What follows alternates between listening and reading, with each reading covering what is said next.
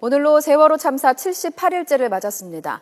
어제 세월호가 침몰한 지점에서 남성으로 추정되는 시신 한 구가 발견이 됐는데요. 아직 신원이 확인되지 않았고 오늘 오후에나 DNA 결과가 나올 것으로 보입니다.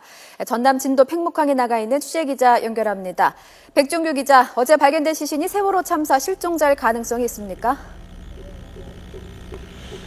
네, 어제 오전 11시 40분쯤 남성으로 추정되는 시신 한 구가 발견됐습니다. 세월호 침몰 지점에서 북동쪽으로 10여 킬로미터 떨어진 곳인데요. 그리고 그 관매도에서 500m 떨어진 곳입니다.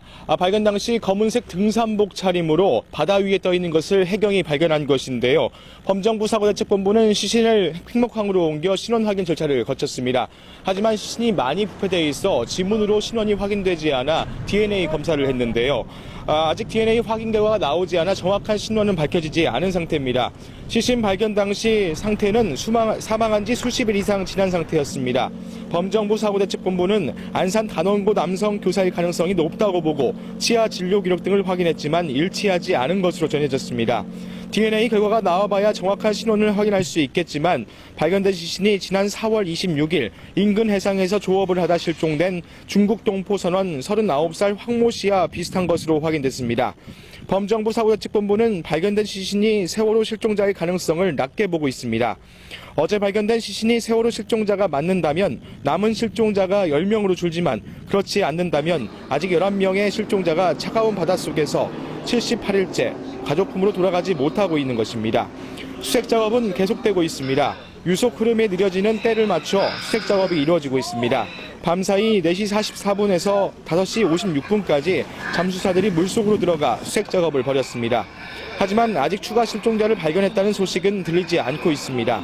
수색 작업은 어려움을 겪고 있습니다. 장마가 다가오면서 세월호 내부에 펄 같은 퇴적물이 들어차 있어 물속 시야가 흐리기 때문입니다. 비까지 내리는 이번 주 후반부터는 수색이 더욱 어려워질 것으로 보입니다.